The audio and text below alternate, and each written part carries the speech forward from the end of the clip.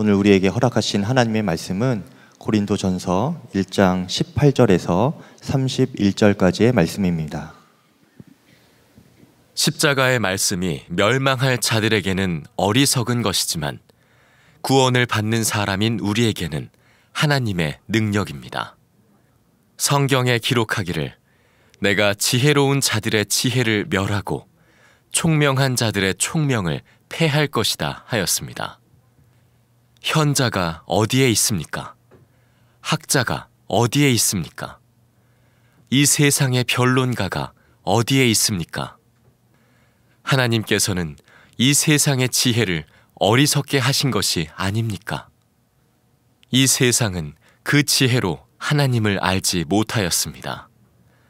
하나님의 지혜가 그렇게 되도록 한 것입니다. 하나님께서는 어리석게 들리는 설교를 통하여 믿는 사람들을 구원하시기를 기뻐하신 것입니다. 유대 사람은 기적을 요구하고 그리스 사람은 지혜를 찾으나 우리는 십자가에 달리신 그리스도를 전합니다. 그리스도가 십자가에 달리셨다는 것은 유대 사람에게는 거리낌이고 이방 사람에게는 어리석은 일입니다. 그러나 부르심을 받은 사람에게는 유대 사람에게나 그리스 사람에게나 이 그리스도는 하나님의 능력이요 하나님의 지혜입니다. 하나님의 어리석음이 사람의 지혜보다 더 지혜롭고 하나님의 약함이 사람의 강함보다 더 강합니다. 형제 자매 여러분, 여러분이 부르심을 받을 때에 그 처지가 어떠하였는지 생각하여 보십시오. 육신의 기준으로 보아서 지혜 있는 사람이 많지 않고 권력 있는 사람이 많지 않고 가문이 훌륭한 사람이 많지 않았습니다. 그런데 하나님께서는 지혜 있는 자들을 부끄럽게 하시려고 세상의 어리석은 것들을 택하셨으며 강한 것들을 부끄럽게 하시려고 세상의 약한 것들을 택하셨습니다. 하나님께서는 세상에서 비천한 것들과 멸시받는 것들을 택하셨으니 곧 잘났다고 하는 것들을 없애시려고 아무것도 아닌 것들을 택하셨습니다. 이리하여 아무도 하나님 앞에서는 자랑하지 못하게 하시려는 것입니다. 그러나 여러분은 하나님의 자녀로서 그리스도 예수 안에 있습니다. 그는 우리에게 하나님으로부터 오는 지혜가 되시며 의와 거룩함과 구원이 되셨습니다. 그것은 성경에 기록되어 있는 바 누구든지 자랑하려거든 주님을 자랑하라 한 대로 되게 하시려는 것입니다.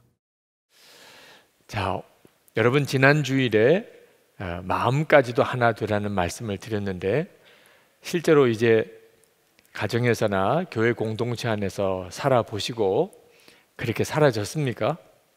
마음까지도 하나 되어졌습니까? 여러분 중에는 오히려 더 좌절만 경험하신 분들도 있으실 겁니다. 안 되는구나, 우리는 못하겠다, 그렇게 생각하시는 분들도 있을 겁니다. 여러분, 쉬운 일은 아닌 것처럼 보이지만 절대로 거기서 포기하면 안 된다는 사실을 꼭 명심해야 합니다. 하나님께서 우리에게 말씀을 주셨을 때는 그렇게 되니까 말씀하신 겁니다. 그러니 여러분 스스로가 도무지 가정이나 교회 공동체 안에 하나됨이 없다면 그건 안 되는 거야 라고 속단하지 말고 정확하게 말씀을 붙들고 하나님께 기도하고 그리고 말씀에 철저히 순종하는 자세로 나아가야 합니다. 성경을 읽고 말씀을 들을 때 은혜만 받고 실제로는 그대로 살지 못하는 것을 내버려 두면 우리의 영혼은 이상하게 왜곡이 되어버립니다. 사사기 말씀 기도회를 하고 그 사사시대 때 그 끔찍했던 일들이 어떻게 해서 그렇게 되었는가 하면 하나님을 믿는다고 하면서도 실제로는 자기 속에는 옳은 대로만 살았던 일이 결국 그 지경이 된 것입니다. 우리가 한편으로는 하나님을 믿고 말씀을 믿지만 실제로는 그대로 사라지지 않는 것을 내버려 두면 우리도 꼭 그 사사시대와 같아지게 되는 것입니다. 여러분, 반드시 됩니다. 예수 그리스도 안에서 성도의 가정 그리고 교회 공동체는 마음까지도 하나가 됩니다. 고린도전서를 우리가 같이 말씀을 읽고 묵상해 가면서 여러분들은 그 역사를 경험하게 되실 것이고 또 그렇게 되기를 축복합니다.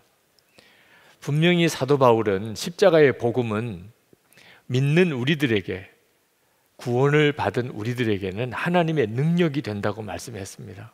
18절 말씀에 십자가의 말씀이 멸망할 자들에게는 어리석은 것이지만 구원을 받는 사람인 우리에게는 하나님의 능력입니다. 우리가 마음까지도 하나 되는 공동체를 우리가 꾸리고 살지 못하는 이유는 십자가의 복음의 능력을 실제로는 경험하고 있지 않기 때문에 그렇습니다. 여러분에게 십자가의 복음이 정말 하나님의 능력인가 스스로가 확인하실 수 있습니까? 여러분이 이미 십자가의 복음을 다 알고 계십니다. 그래서 하나님의 능력을 여러분은 실제로 체험하고 있습니까? 우리가 말할 수 없는 죄인이어서 지옥에 갈 수밖에 없는 죄인이었다는 것을 깨달은 것, 이건 엄청난 일입니다. 그래서 사람이 교만이 꺾어지고 그리고 거듭난 삶이 시작이 되는 겁니다. 그게 십자가의 복음으로 이루어진 일입니다. 그런 우리인데도 불구하고 하나님은 우리를 사랑하셔서 독생자를 주시고 예수님은 그런 우리를 대신해서 십자가에 못 박혀 죽으시고 그래서 우리의 모든 죄가 다 씻음을 받았다는 사실, 이건 엄청난 하나님의 능력이죠. 뿐만 아니고 마귀의 자식인 우리가 하나님의 자녀가 되었고 지옥에 갈 수밖에 없는 우리가 천국 백성이 되었다는 것, 이보다도 더 큰 능력이 어디에 있겠습니까? 예수 그리스도는 우리를 구원하셨을 뿐만 아니고 우리 안에 거하시기 위하여 우리 안에 계십니다. 그리고 우리와 동행하십니다. 이 모든 것이 십자가의 복음으로 우리에게 열려진 것입니다. 그래서 십자가의 복음이 구원받은 우리에게는 하나님의 능력이라고 말하는 것입니다. 그러나 십자가의 복음이 초대교회 때부터 지금까지 세상 사람들에게는 조롱을 당하고 무시를 당하고 어리석은 것으로 취급받는 일도 현실입니다.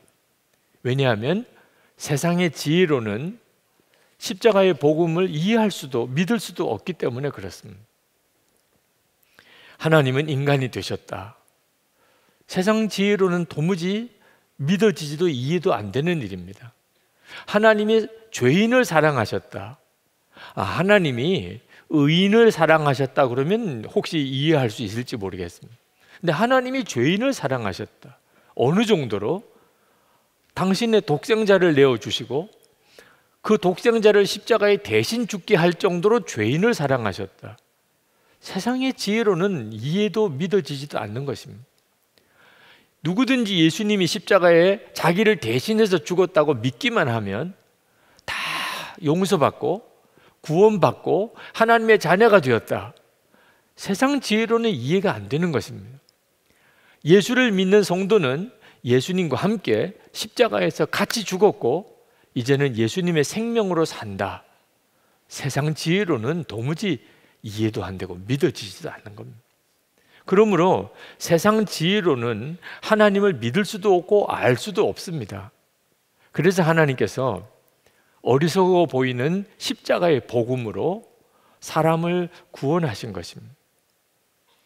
19절에 보면 성경에 기록하기를 내가 지혜로운 자들의 지혜를 멸하고 총명한 자들의 총명을 패할 것이라고 하였습니다. 십자가의 복음을 가지고 이 세상 지혜를 하나님이 패하여 버리신 겁니다. 세상 지혜가 도대체 뭡니까? 한마디로 이야기하면 내가 잘났고 내가 더 옳고 내가 더 강하고 그래서 자기를 자랑하는 것이 세상 지혜입니다. 이 세상 지혜는 철저히 강자의 논리입니다. 강한 사람이 의인입니다. 성공한 사람이 선입니다. 돈을 많이 번 사람이 복을 받은 것입니다. 약한 게 세상에서는 죄입니다. 억울하면 출세하라. 그게 세상 지혜입니다. 이런 세상 지혜로는 하나님의 존재, 하나님의 용서, 하나님의 사랑 이해할 수가 없습니다. 세상 지혜는 철저하게 싸우는 것입니다. 내가 더 높다, 내가 더 잘났다, 내가 더 강하다. 그러니까 파가 생기고 다툼이 생기는 겁니다. 우리가 세상에서 보는 모든 현상이 다 세상 지혜 때문에 오는 것입니다.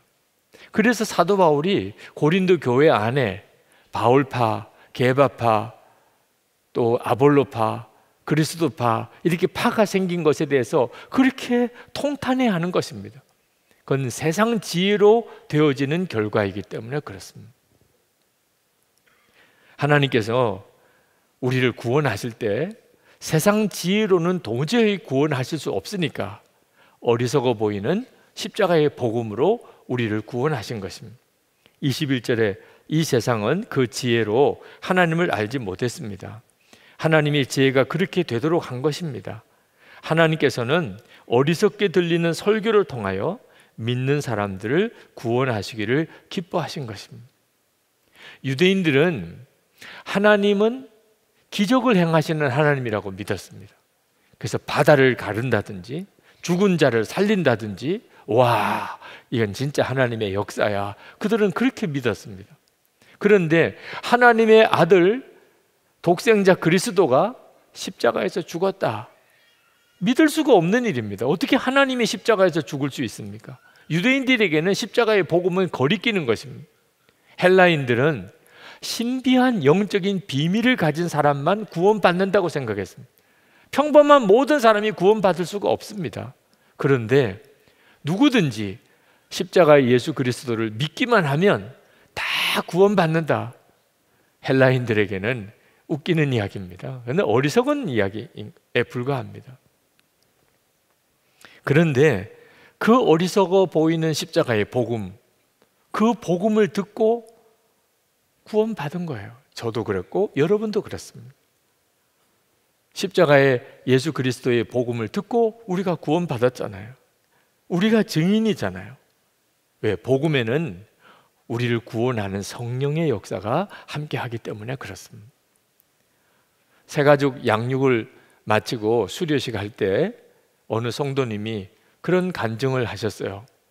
처음 예수를 믿어볼까 하고 교회에 나왔다가 1:1 양육을 시작을 했는데 일과를 공부하고 도저히 자기가 죄인이라고, 지옥 갈 죄인이라고 믿어지지 않더래요.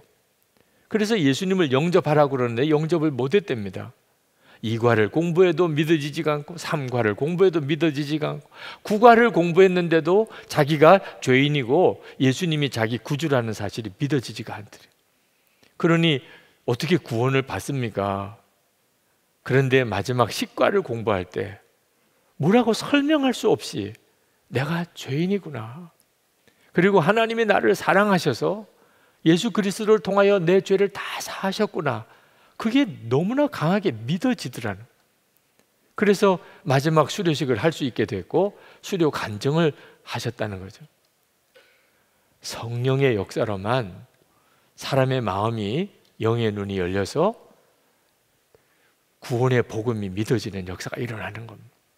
이 일이 지금 우리 안에 일어나고 있습니다. 성령께서 역사하실 때 유대인도 그리스 사람도 다 구원의 복음을 믿게 됩니다. 24절에 그러나 부르심을 받은 사람에게는, 유대 사람에게나 그리스 사람에게나 이 그리스도는 하나님의 능력이요 하나님의 지혜입니다. 26절에 사도 바울은 고린도 교회 교인들이 처음 예수를 믿을 때 그들이 학식이 많았거나 권력을 가졌거나 가문이 훌륭했거나 그런 사람이 별로 없었다고 그랬습니다.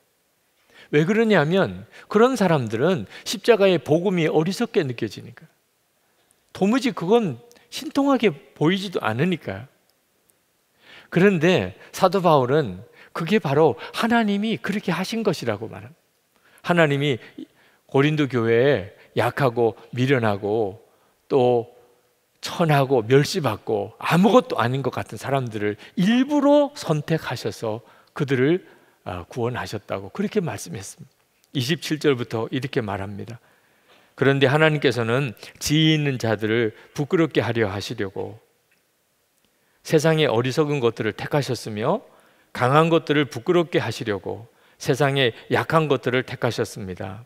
하나님께서는 세상에서 비천한 것들과 멸시받는 것들을 택하셨으니 곧 잘났다고 하는 것들을 없애시려고 아무것도 아닌 것들을 택하셨습니다. 하나님이 도대체 왜 그렇게 하셨을까요? 하나님이 그렇게 하신 이유는 딱 하나입니다.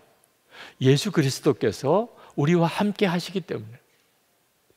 하나님이 일부러 약한 자, 미련한 자, 멸시받는 자 또는 천한 자, 아무것도 아닌 것 같은 존재를 하나님이 일부러 쓰시는 이유는 그렇기 때문에 주 예수님이 더 분명하게 드러나시기 때문에 그렇습니다. 사람이 자기 자신을 자랑하는 사람은 하나님이 쓰실 수가 없습니다. 왜? 예수님을 가리니까요. 하나님의 계획은 사람이 하나님 앞에서 자기를 자랑하지 못하게 하는 것입니다. 여러분이 이 사실을 분명하게 믿을 수 있어야 합니다. 하나님이 약한 자를 들어 쓰시는 이유는 예수님이 더 드러나게 하시려고 하시는 거구나. 한 번은 부목사님을 모셔야 될 일이 있었습니다. 그래서 하나님께 기도했습니다. 특별하게 그 기도 제목에 대해서 생각할 게 없었어요. 하나님, 설교도 잘하시고 또 성품도 좋으시고 또 성도들과 좋은 관계를 맺으시고 또 인물도 잘생긴 목사님을 보냈어요. 요즘엔 또 인물도 중요하게 보시더라고요. 근데 그때 하나님께서 저에게 책망하셨어요.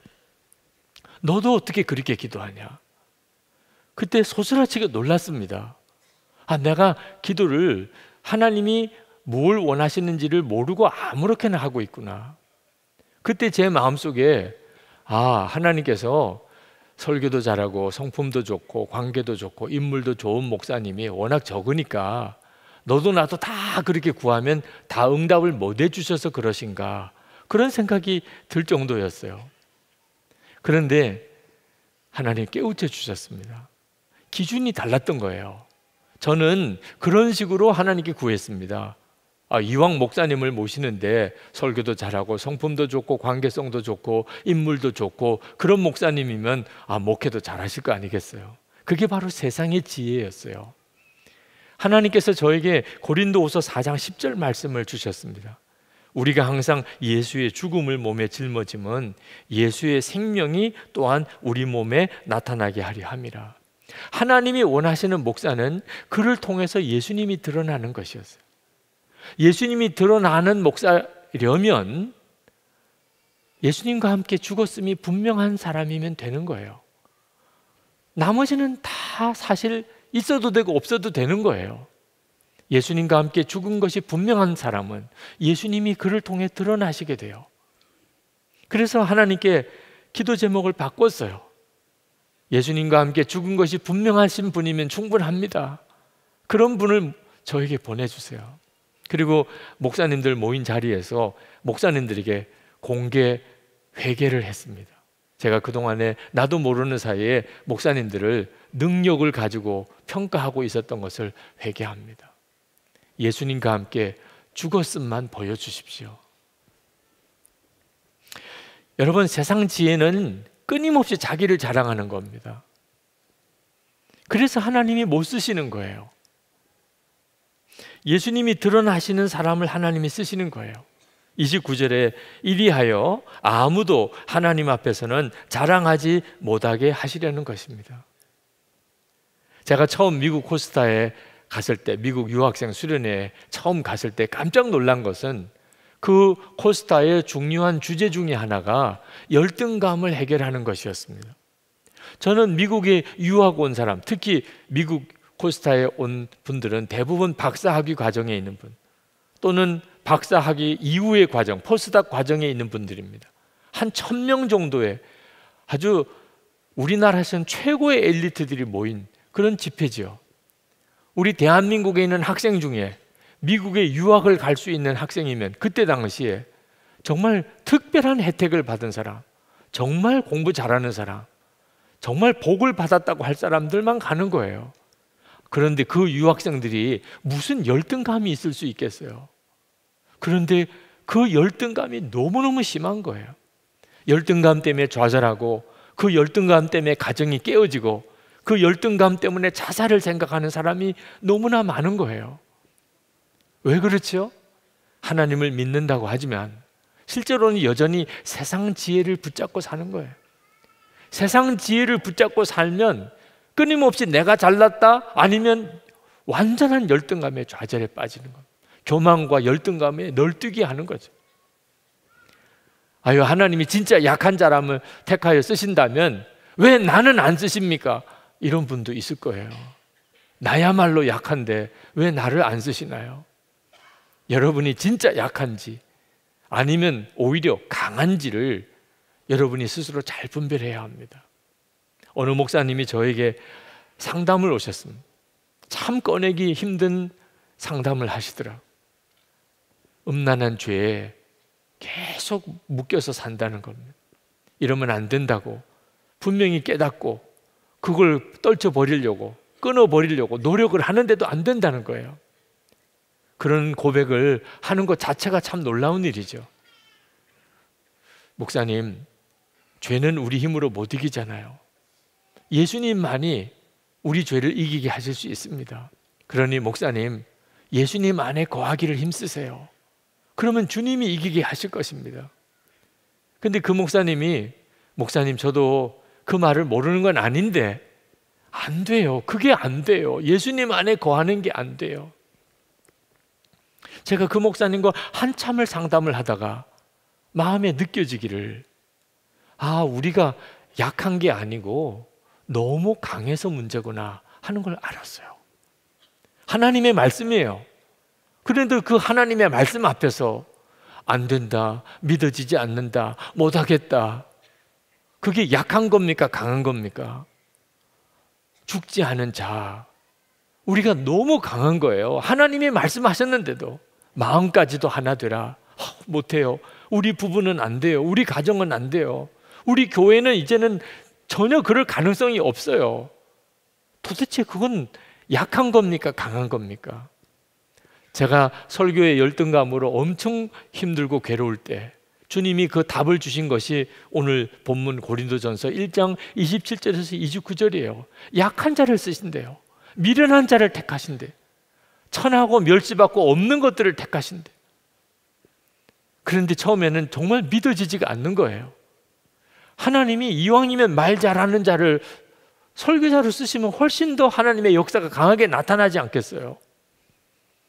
3일째, 이거는 믿을 거냐 안 믿을 거냐 결론만 필요한 것이구나. 그리고 믿겠습니다라고 고백하고 꼬꾸라져서 울었어요. 하나님의 말씀을 믿는다고 고백했는데 왜 그렇게 통곡하고 울게 되죠? 하나님의 말씀을 진짜 믿는 것은 자아가 죽는 거예요. 내 자아, 내 생각이 죽지 않으면 내 세상 가지고 있던 세상 지혜가 십자가에 못 박히지 않으면 하나님 말씀 진짜 믿고 살지 못해요. 그리고 하나님의 말씀이 정말 믿음으로 붙잡게 되면 그때부터 인생은 달라지게 돼요. 십자가의 예수님을 알고 나면 우리의 자랑은 예수님밖에 없습니다. 우리가 예수님을 믿는다는 것은 예수님 안에 거하고 있는 거예요. 예수님 안에 거하는 자는 예수님이 우리에게 하나님의 지혜가 되세요. 우리가 예수님 안에 거하면 예수님이 나의 의예요. 예수님이 나의 거룩함이에요. 예수님이 나의 구원이세요. 30절 말씀에 그러나 여러분은 하나님의 자녀로서 그리스도 예수 안에 있습니다. 그는 우리에게 하나님으로부터 오는 지혜가 되시며 의와 거룩함과 구원이 되셨습니다. 그러니 이보다 더 큰 자랑이 어디 있습니까? 자랑은 예수님밖에 자랑할 게 없지요. 예수님이 내게 하나님의 지혜가 되셨고 내 의가 되셨고 내 거룩함이 되셨고 내 구원이 되셨습니다. 31절에 그것은 성경에 기록되어 있는 바 누구든지 자랑하려거든 주님을 자랑하라 한 대로 되게 하시려는 것입니다. 예수님만 자랑하는 사람들이 모인 공동체가 어떻게 싸움이 있을 수 있겠어요? 나는 사울파다, 아볼로파다, 게바파다, 그게 도대체 말이 됩니까? 예수님만 자랑하기로 그렇게 작정된 사람들이 나는 개척 멤버다, 나는 담임 목사파다, 나는 원조파다, 말이 안 되는 거죠. 오직 예수님밖에 자랑할 게 없는 사람, 파가 없어져요. 싸울 일이 없어져요. 교우 중에 한 분이 같은 학부모였던 어느 엄마가 1등, 늘 그 아이가 1등을 하는 아이인데 시험만 끝나면 계속 전화를 해서 그 아들 자랑을 하는 거예요. 이번에도 또 1등을 했어요. 어떻게 하면 좋아? 얼마나 속이 뒤집어지는지. 한 번은 중간고사 시험이 있던 날, 시험이 끝나고 그 엄마가 전화가 온 거예요. 안 받았대요. 받아봐야 또 속 뒤집는 이야기만 하니까. 이분이 그날 예수동행 일기에 이렇게 쓰셨습니다. 요즘 마음에 걸리는 일이 있습니다. 아무개 엄마가 시험이 끝나니 또 전화를 합니다. 우리 아이 성적은 낮아서 그 엄마의 자랑을 듣고 있기가 싫었습니다. 오늘도 2번이나 전화를 안 받았습니다. 주님, 제 안에 아직도 자녀를 두고 시기, 질투, 욕심, 불신이 있습니다. 그래서 전화를 피하는 것이겠지요. 주님, 제 모양이 이 모양입니다. 그렇게 쓰셨어요. 그런데 이틀 뒤에 그가 큐티하는데 예레미야서를 읽다가 하나님이 주시는 말씀을 받았어요. 예레미야 9장 24절, 자랑하는 자는 이것으로 자랑할지니 곧 명철하여 나를 아는 것과 나 여호와는 사랑과 정의와 공의를 땅에 행하는 자인 줄 깨닫는 것이라. 나는 이 일을 기뻐하노라. 정말 주님이 정확하게 자기에게 주시는 말씀을 주신 것이래요. 그리고 그 1등하는 아이 엄마에게 전화를 걸었어요. 축하합니다. 이번에도 1등 했다고요. 제가 커피를 사겠습니다. 어느 카페로 나오세요. 그렇게 했다는 거예요. 전혀 마음에 거리낌이 없더래요. 진심으로 축하해 드릴 수 있겠더래요. 예수님만 자랑하는 눈이 뜨이고 나니까 세상 것으로 자랑하는 것이 아무것도 아니더래요. 여러분은 정말 십자가의 주님을 만났고 그 예수님을 자랑하는 사람입니까? 여러분, 은밀한 죄가 다 사라졌습니까? 원수도 용서하고 사랑하게 되었습니까? 천국이 있음을 진짜 믿어지게 되어서 보화를 발견한 것 같은 기쁨이 여러분에게 있습니까? 하나님의 음성을 들으십니까? 예수님이 여러분의 목자시니 두려움과 염려가 다 사라졌습니까? 이제는 부족한 것이 없이 만족이 됩니까? 여러분의 자아가 죽었습니까? 십자가의 예수님을 만난 사람 아니면 예라고 대답이 안 나옵니다. 그러나 십자가의 예수 그리스도를 만나고 그분만 자랑하게 된 사람은 정말 놀라웠게 아멘, 아멘, 아멘. 왜 우리 속이 이렇게 복잡하고 뒤집어집니까? 예수님을 믿고 예수님이 내 안에 거하시는데 왜 우리는 세상에 살면서 이렇게 방황하고 가슴이 찢어지고 그렇게 스트레스 받고 열등감, 좌절에 빠지고 그렇게 사랑하는 사람들끼리 서로 싸우고 다투고 살아야 하는 겁니까? 이제는 진짜 주 예수님을 바라봐야 됩니다. 예수님, 주님의 우리 눈에 열려야 합니다. 십자가의 복음이 이제는 정말 우리의 생명이 되어야 합니다. 그렇게 되기를 축복합니다. 오늘 아주 짧은 한 25분의 설교지만 여러분의 마음속에 그렇구나, 내게는 너무나 엄청나고 놀라운 십자가의 능력이 내게 있구나, 내가 이것을 진짜 붙잡아야 되겠구나, 십자가의 그리스도만 자랑하는 그 눈을 내가 뜨게 되어야 하겠구나. 여러분의 마음에 성령께서 그런 감동과 그런 역사를 마음에 주신다면 우리 일어나서 기도합시다. 하나님이 그렇게 하시겠다는 뜻입니다. 여러분 안에 그런 마음을 주셨다면 십자가의 복음을 분명히 더 알기 원합니다. 십자가의 예수 그리스도만 바라보는 눈이 뜨이기를 원합니다. 주 예수님만 자랑하는 자로 그렇게 세상을 살면서 하나님이 기뻐하시는 그런 복된 삶, 정말 마음도 하나가 되는 그런 공동체를 이루고 살기를 원합니다. 그리 역사해 주옵소서. 기도하겠습니다. 은혜와 사랑이 충만하신 하나님, 놀라우신 하나님의 은혜를 감사합니다. 아버지 하나님의 놀라우신 하나님의 크신 역사를 오늘도 사랑하는 성도들에게 부어주셨습니다. 아버지 하나님, 주님의 친히 승리하소서. 우리의 마음의 복잡한 것과 좌절과 하나님 낙심, 하나님 우리의 마음의 상처와 하나님 우리의 아픔, 하나님 열등감, 하나님 두려움이 다 십자가에 못 박히기를 원합니다.